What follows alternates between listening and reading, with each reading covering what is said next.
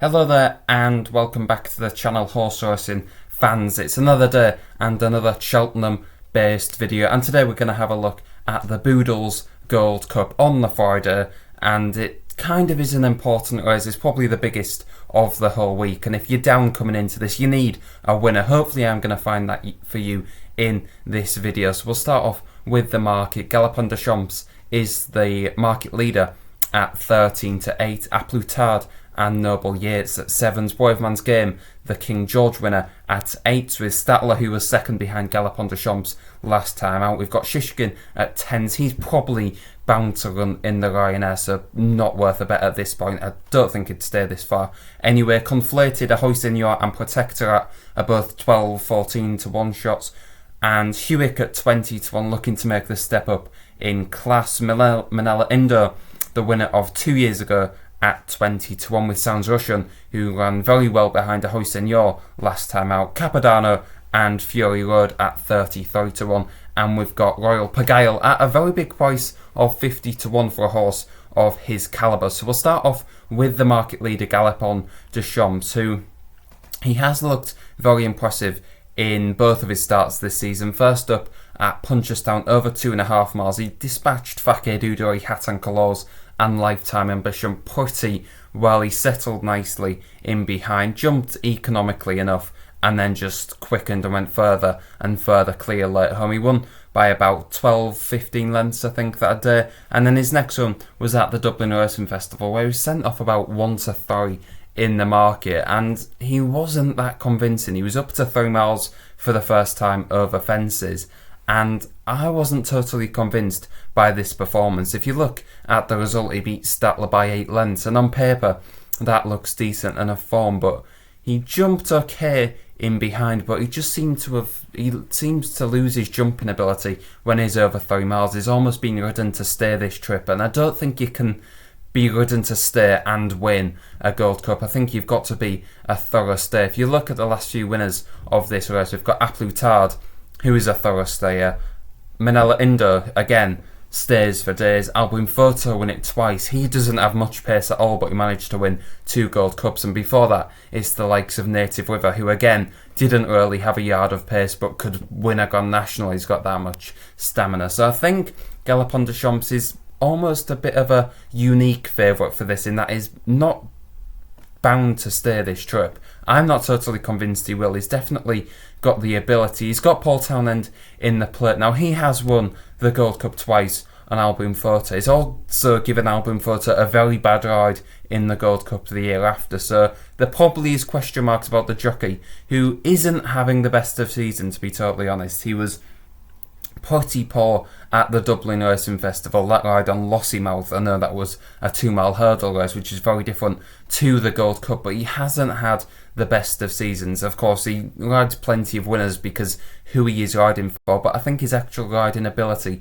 hasn't been at the top of his game this season. That would be a question mark as well, especially if you're taking a horse at 13-8, which is very short for the Gold Cup. We'll move on to the second favourite, joint second favourite, A Plus Tard, for Henry de Bomhead, who's only had 1 run this season, and he pulled up in the Betfair Chase at Haydock, and he was sent off 1-2 in the market, and a lot has been made of this performance. I think you can probably put a line through it just because the Henry de Bomhead form was in terrible form, and when Henry de Bomhead travels his horses to England and it's not Cheltenham, they don't seem to do that well. So I think you could probably cross a line through that performance. It was too bad to be true, and he was jumped off.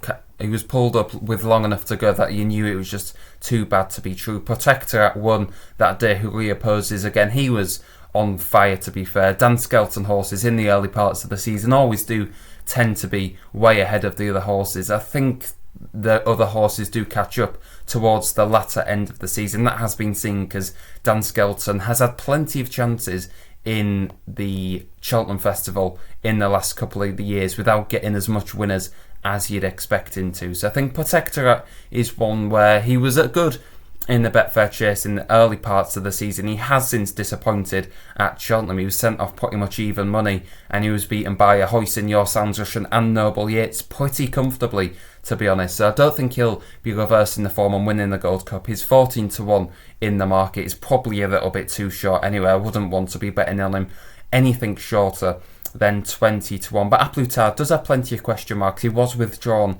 over Christmas time as well on the vet's advice, so that is concerning. If he is in top form, if you just look at his last performance in the Gold Cup, he won by 15 lengths. Coming towards the second last, it was almost all to play for. There was probably 4 horses with a chance. Fast forward a few seconds and he's bounding clear after the last, and he won by 15 lengths. That was extremely impressive, and if he does repeat that form, I think at 7-1 he'd have every chance of winning, though you would need a little bit of confidence to stick with him considering his last run was in November.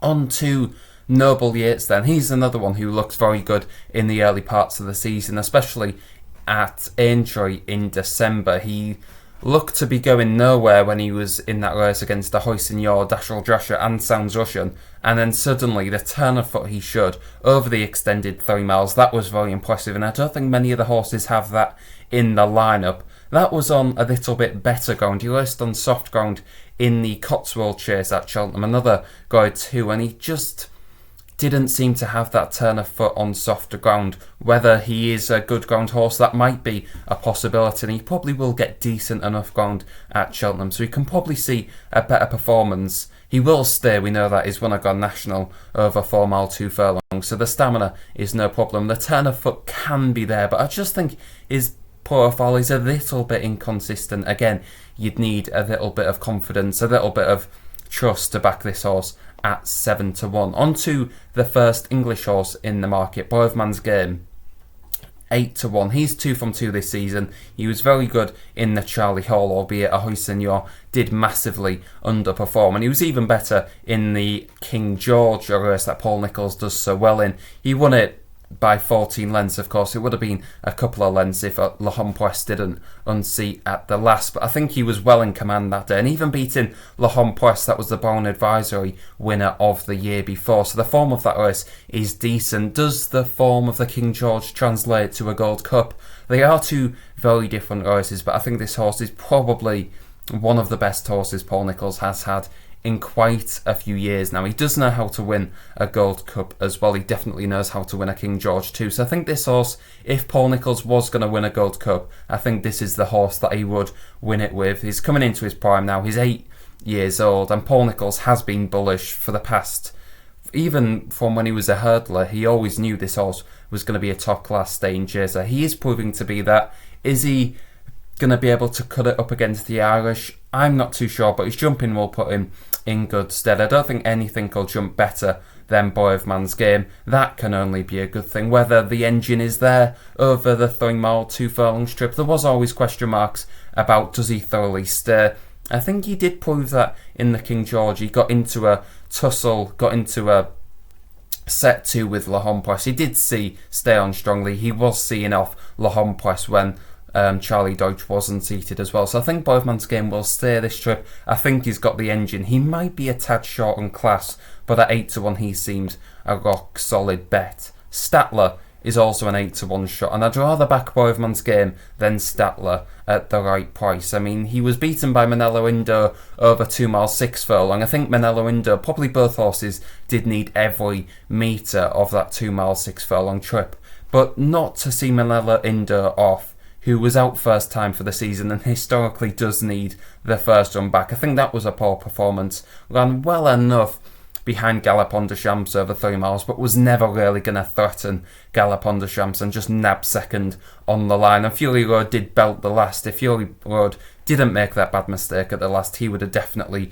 finished second. So I can't see this horse winning the Gold Cup. He's probably going to run well enough. His jumping is okay, but I just think he's going to be outpaced at crucial times in this race. I think he's almost one of them horses that everyone knows he's going to run well, so he's short enough in the market, because people will just back him each way, but he's one of them horses that I think will just finish 4th or 5 and stay on past a few tiring horses near the line. Conflated at 12-1. he's a horse which for me doesn't stay a yard over 3 miles, so this trip will be too far. Would he run well in a Ryanair? Probably, although I don't think he'd beat Shishkin either, so it's kind of a nothing horse, and I think probably skipping this and running at Aintree or back in Ireland later on in the year would probably be the best advice, because I don't think he's got the stamina to win this, and everyone's saying if it's good ground he'll stay the trip. Well, I'm not too sure, because he doesn't actually have too much strong form on good ground. It's all on soft or yielding, so he's opposable as well. Ahoy at 14 to 1. I'm on this horse at 50 to 1 to win the Gold Cup, so I will be cheering him on. He does stay the distance. He's got good form at Cheltenham, which everyone seems to knock off just because his jumping hasn't been good at Cheltenham.